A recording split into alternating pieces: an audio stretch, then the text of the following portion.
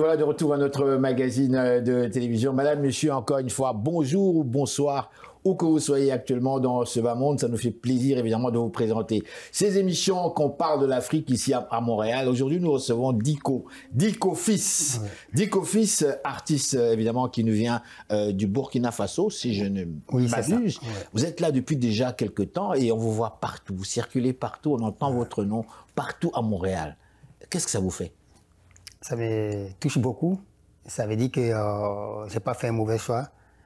Ça veut dire que je suis en train de réussir mon objectif. Vous avez déjà on a eu l'occasion de vous recevoir dès votre arrivée ici à Montréal. On a eu l'occasion de nous entretenir avec vous, de votre carrière, de votre vie.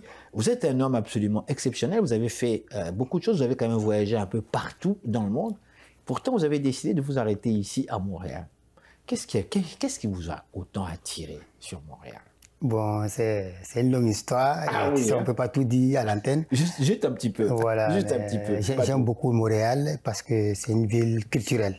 Voilà, un artiste, si tu es vraiment un artiste, que tu aimes ta culture musicalement, tu ne vas jamais la perdre à Montréal parce que c'est le contraire des d'autres villes. Quand tu t'en vas, tu risques de perdre ta musique. Ah bon? Donc ici, vous avez vraiment remarqué que c'est une ville où on met vraiment l'accent sur les questions culturelles. Oui, c'est une ville vraiment culturelle parce que c'est une ville de la musique. Parce qu'ici, si tu es musicien, tu peux vivre de ta musique à Montréal. Voilà, parce qu'il y a beaucoup d'activités, il y a beaucoup d'ONG, il y a beaucoup d'associations, de divers culturels de la diaspora africaine. Voilà, moi, c'est ce qui me touche beaucoup. Vous êtes invité partout, finalement. Bon, on essaie Donc, vous ne chômez pas, quelque part. Bon, on remercie le bon Dieu. Voilà, on remercie le bon Dieu. Diko Fils, comment je peux définir votre musique pour le public qui ne vous connaît pas? Il y a certainement plusieurs qui vous ont vu dans les spectacles, vous avez vu un peu partout, Nuit d'Afrique naturellement, que je salue d'ailleurs, mais on vous a vu aussi à gauche et à droite. Qu'est-ce qui définit votre musique? Bon, moi, ma musique, c'est la musique Peul. Voilà, la musique Peul. Peul, c'est la musique Peul d'abord, qui est en général la base, et puis maintenant, à travers la musique du blues, d'accord, mandingue. Ok, maintenant je me mets dans la peau du public qui vous regarde maintenant. Beaucoup connaissent les Peuls, hein? Beaucoup connaissent les Peuls, mais on va quand même s'adresser à ceux qui ne connaissent pas les Peuls et qui pour la première fois entendent parler de cette expression. Ça veut dire quoi, Peul? Peul, c'est un peuple. En résumé, en mot, moi je dirais que quand tu dis Peul, c'est un peuple nomade. Un peuple nomade qui vit en Afrique, c'est ça? Oui, qui vit pas seulement en Afrique, mais partout, parce qu'il y a les Peuls à Sierra Leone, il y a les Peuls sont partout dans le monde. Voilà, les Peuls sont partout dans le monde. Ce sont des nomades, des bergers, des gens qui voyagent, qui se déplacent à chaque fois. Oui. Et c'est un peuple qui est vraiment vraiment digne, fier de sa culture, un peuple qui est vraiment timide aussi. Un peuple timide? Un peuple qui est beaucoup timide. Ah bon? Voilà. Un peuple timide? Un peuple timide. Parce que moi, j'ai peur des gens timides. Oui. Les gens timides, là, quand vous les mettez quelque part, parce que les Peuls sont des... terribles. Le Peul n'aime pas le bruit, en fait. Voilà, c'est un peuple qui est un peu réservé à sa culture, qui est attaché à sa culture. C'est ça. Diko Fils, vous avez un instrument ici. On va vous laisser nous interpréter quelque chose. On va juste rappeler à notre public l'instrument que vous avez, où c'est marqué Diko Fils. Comment est-ce que vous définissez cet instrument? Bon, cet instrument, je peux dire que c'est tout pour moi parce que c'est à travers cet instrument que je suis Diko Fils. C'est à partir de cet instrument que je m'inspire, j'ai créé des sonorités, des belles mélodies, accompagné des textes et pour la valorisation de la culture. Et cet instrument est tout. C'est vous-même qui l'avez carrément fabriqué? Non, celle-là, je ne l'ai pas fabriquée, mais j'en fabrique aussi. Comment est-ce que vous l'appelez, cet instrument? C'est le Ngoni. Le Ngoni? Ngoni, oui. Ngoni, N-G-O-N-I, c'est bien ça? Ouais, c'est ça. Ngoni. Et le titre de la chanson que vous nous interprétez, qu'est-ce que c'est? Bon, le titre de la chanson que j'interprète, c'est une chanson qui veut dire Adonaru. Adonaru, c'est en langue Peul, ça veut dire le monde. Le monde? Le monde, ouais. Le monde, il est beau, il est laid? Le monde est tout à la fois. Il faut rester positif. Il faut savoir ce que tu veux. Et puis, ne jamais lâcher. Diko Fils. Je vous laisse aller.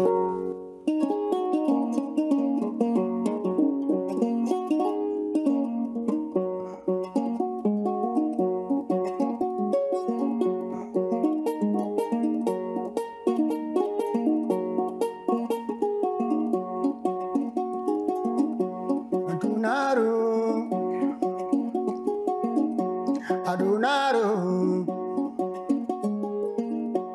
Adunaro, Adunaro.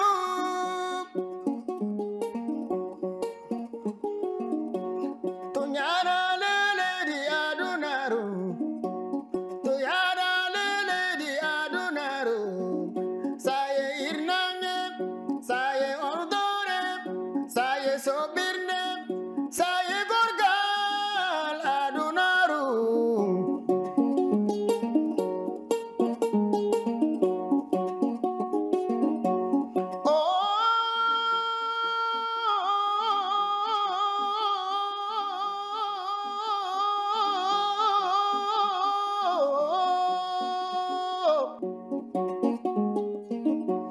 Teude Arunaru, Teude Arunaru, Yen la Wolmen, Teude la Wolmen, la Walloburu, Teude la Wolmen, Lady Arunaru, Anne, Anne, Anne, Anne, mi Jodigino, Canada, Lady Montreal, Canada, the Lady Montreal, Minisalmina Yimbe, mi de Joda.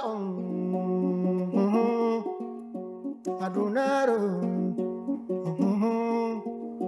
Adunaro, Adunaro, Adunaro.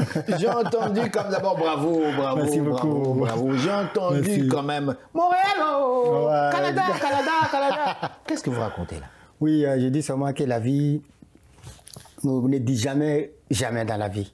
On ne dit Parce que- jamais, jamais. Jamais dans la vie parce que faut jamais dire que jamais je vais faire ça et jamais ça va m'arriver parce qu'une fois que tu vis, tout est possible. Voilà, c'était pas dans ma vision, c'était pas dans ma vie, c'était pas dans mes rêves, tout ça là. Un jour m'installer au Canada, à Montréal.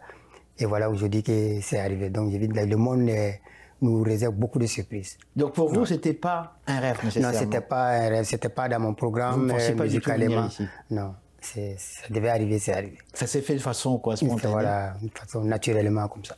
Dick Office, je vous vois transpirer, mon frère. Oui. Vous venez de nous présenter. Non, non, mais je suis sérieux lorsque je vous dis ça, c'est même positif. Ouais. C'est pas négatif.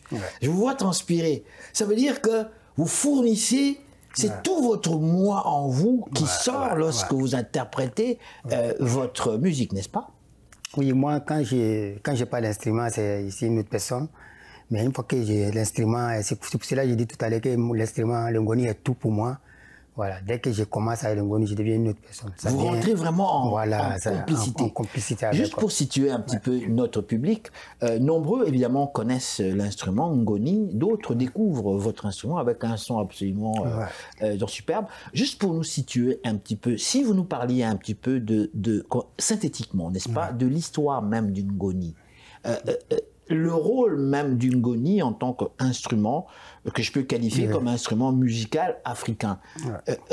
Quelle est l'histoire même dans cet instrument? Est-ce que c'était réservé au roi, au prince ou quoi? Non, pas au roi ni au prince, parce que l'instrument, le ngoni, précisément, moi, je dirais que ça vient du Mali. Voilà, le ngoni, ça vient du Wassoulou. Du Mali, Le Wassoulou. Wassoulou. Wassoulou, voilà, Wassoulou, c'est une ville au Mali, c'est la ville natale de Oumou Sangaré. Wassoulou est né des grands artistes. On n'a du pas eu Mali, l'occasion d'aller voir Oumou Ouais. Sangaré, on Ouais. s'excuse, on s'excuse. On reviendra prochainement au Oumou, vous aime quand même. Bon, d'accord, ok, allez-y. Oui, donc le ngoni, il y a le ngoni, il y a le dosso ngoni, où il y a les chasseurs traditionnels. Et dosso, le joue, ça à 6 cordes. Ils ont ça c'est un peu gros. Le dosso ngoni, donc il y a en fait plusieurs niveaux de ngoni, c'est ça? Il y a le dosso ngoni qui est joué par les traditionnels, les chasseurs traditionnels au Mali. Et il y a le kamélingoni qui est ça, ce que j'ai là. Le kamélingoni, normalement, le ngoni, le kamélingoni et le dosso ngoni, c'était 6 cordes, 6 cordes. Voilà. Aujourd'hui, on a essayé de moderniser le kamélingoni à 10, à 14 cordes. Mais donc, l'histoire, en fait, de ce ngoni, est-ce que c'est relié avec soit les pêcheurs ou bien, en fait, les chasseurs? Non, le ngoni, c'est pour les chasseurs. Chasseurs. Voilà, les chasseurs. Chasseurs, Ouais. carrément. Oui. Donc, quand on va à la chasse, Oui. on a notre petit instrument, ça nous donne du courage, c'est ça? Non, bon, pas pour chasser, mais c'est pour les... Quand on dit les chasseurs, c'est les chasseurs traditionnels, ça veut dire que c'est eux qui ont le ngoni.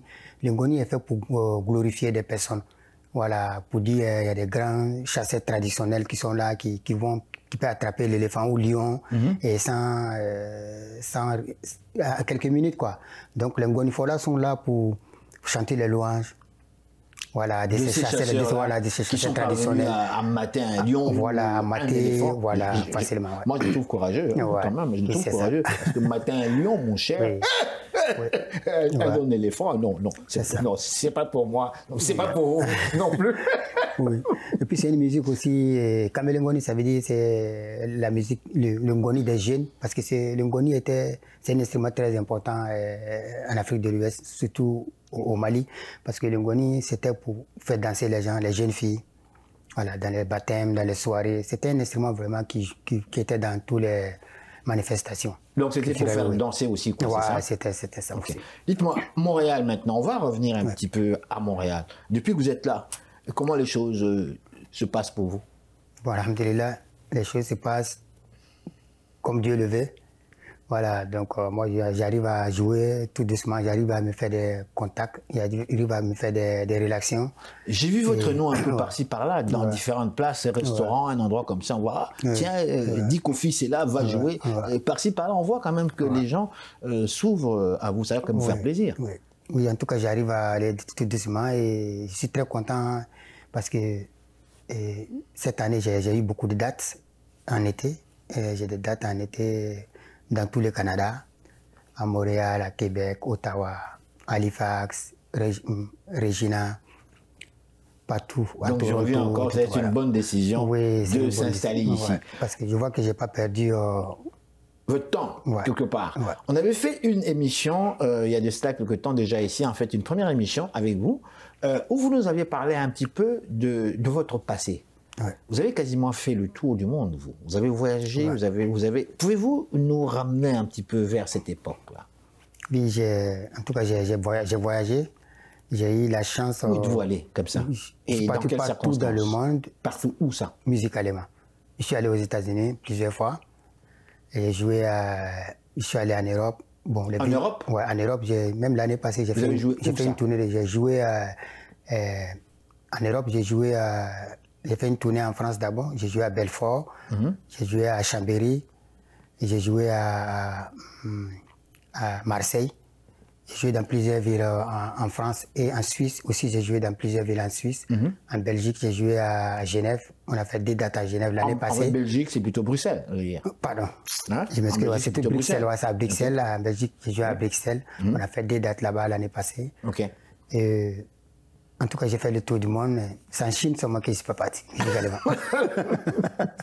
Oui. Et après avoir fait tout ce tour-là, c'est Montréal qui vraiment vous a, comme on dit, retenu comme tel. Oui, parce qu'ici, je viens, ça fait depuis 2017, je viens au Canada chaque année. Il y a quand même plusieurs festivals ici. Oui, chaque année, je viens pour les festivals, les tournées. Et voilà, Dieu a décidé que je... Quand vous dites que Montréal est une ville culturelle, comment trouvez-vous ce public, le public montréalais? Est-ce que les gens viennent vous voir après le spectacle, ils vous parlent? Oui, les gens, ils aiment l'originalité, en fait. C'est ça que j'aime dans l'histoire du Canada, parce que le Canada, ils adorent l'originalité. Pour vous, ça veut dire quoi, ça, l'originalité? L'originalité, ça veut dire, ne force pas, ne crée pas des choses et qui vont faire 2 jours, 3 jours et puis disparaître. Ça veut dire, avec l'instrument, déjà, c'est l'originalité. C'est que je sors dans la voix, je chante naturellement, je chante ma culture sans forcer, parce que c'est vrai, c'est du vrai, c'est de l'originalité. Vous chantez votre culture sans forcer. Pourtant, quand je vous entends chanter, je chante moi aussi, mon cher. Mais vous allez là-haut, là. Oui, alors, pour vous suivre, il y a des gens qui vont se casser la gueule carrément. Oui, bon, parce que vous montez, vous grimpez, là, et vous dépassez complètement, vous foncez, là. Et ça, vous le faites naturellement. C'est un don. Je n'ai jamais fait école de musique de toute ma vie. Vous n'avez jamais suivi jamais. De musique. Et ça vient tout seul? Naturellement. Écoutez, on va laisser le public, encore une fois. Moi, j'apprécie lorsque vous chantez. On va laisser, encore une fois, à notre grand public, vous découvrir. Je suis nerveux de vous parler parce que je me trouve devant une vedette, une star. Qu'est-ce que vous présentez? Bon, je vais vous présenter une chanson d'amour. Une chanson d'amour? Voilà, une chanson d'amour parce que moi, je me dis que tout est résumé en amour. Parce que Dieu a créé son monde par amour. Oui. Tout est amour. Donc, on a besoin de beaucoup d'amour. Oui, on a besoin de beaucoup d'amour. Parce que quand tu dis amour, tout de suite, les gens voient le côté femme, garçon, non. L'amour, c'est l'être humain, même le prochain. Aimer ton prochain. L'amour entre nous-mêmes. L'être humain, c'est la terre. Il faut qu'on s'aime, on se donne la main. Nos parents nous ont toujours appris ça, mon Oui, frère. Que vous soyez musulman, que moi je sois catholique, et que vous soyez d'une autre religion, de tous, c'est l'amour. Ouais, c'est l'amour. C'est On s'aime, on doit s'aimer. Je vous laisse aller. Inch'Allah.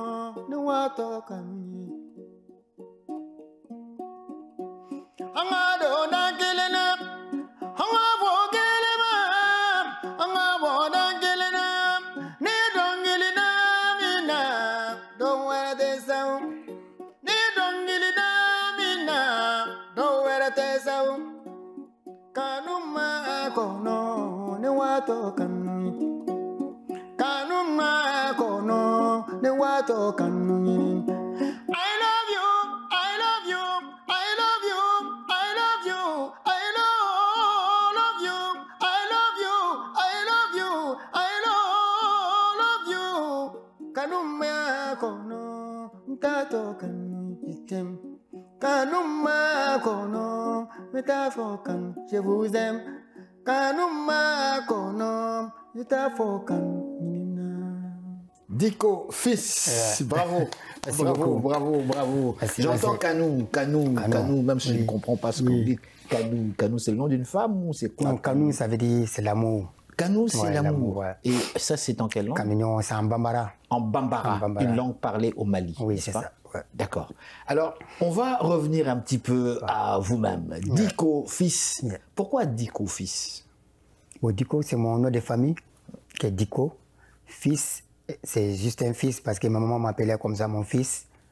Ouais, quand je faisais des choses, quand j'étais un peu jeune, parce que j'étais trop collé à maman, on se ressent beaucoup. Donc, elle me disait que toi, tu es vraiment mon fils. Donc, le fils. Le petit garçon, voilà, à maman. Ouais. Donc, quand j'ai décidé de faire une chanson, de faire la musique, je me suis dit, bon, mets le Diko sur le fils et puis ça colle, quoi. Diko fils. Diko fils, on est à Montréal depuis quand même de très nombreuses années. Vous suivez comme moi, comme nous tous, l'actualité africaine. Vous suivez ce qui se passe sur le continent. Votre point de vue? Ma question, elle est ouverte. Mon point de vue, sur le continent, c'est... Je pense qu'on prie Dieu toujours qu'on ait des bons dirigeants en Afrique. On a des bons dirigeants? On prie Dieu qu'on ait des bons dirigeants parce qu'on a tout. C'est les dirigeants qui manquent. Moi, je pense comme ça parce que les dirigeants n'appliquent pas comme il faut et pour que l'Afrique soit vraiment développée comme il faut avec tout ce qu'on a là-bas pour développer l'Afrique. Ça, c'est un. Et puis, la diaspora africaine aussi, ici, je pense que les gars se battent. Voilà, les gars, je vois, il y a beaucoup de festivals, il y a beaucoup de créations. Chaque pays essaie de promouvoir un festival au nom de leur pays, à leur culture. Et chacun est en train de chercher une place. Et moi, je pense que la diaspora aussi ça ne doit pas être les Camerounais, les Burkinabés, les Maliens, les Guinéens, les Congolais. Je pense qu'on doit se mettre ensemble. Si possible, on doit se mettre ensemble pour faire une seule force. Tu vois, ça veut dire ils vous écoutent, ils sont là, ils vous écoutent. Pour faire une force, la diaspora africaine, oui, pourquoi pas faire un festival? Ça veut dire qu'il y a beaucoup de petits festivals, je suis d'accord, mais pourquoi pas s'unir tous ensemble pour promouvoir quelque chose de fort ensemble. Je sais que ce n'est pas facile, mais le vouloir et le pouvoir, ça veut dire, c'est ça qui manque, c'est ça qui a beaucoup manqué même en général en Afrique. C'est-à-dire, on ne se donne pas la main tous ensemble. Chacun regarde l'autre dans son problème, et puis après le problème aussi va arriver chez toi. Donc il faut qu'on essaie de voir ça, et puis je pense que ça va aller. Donc l'unité, quoi. L'unité est très important, ouais. Eh bien, je pense qu'on vous a tous entendu. Dicko Fils, merci infiniment de nous avoir accordé cette interview. Et je vous souhaite bonne chance dans votre carrière. Merci. Je sais que vous êtes déjà très aimé. Merci. Merci, frérot. Merci à vous. Alors voilà, madame, monsieur, restez là. Nous sommes de retour tout de suite après ces réclames publicitaires.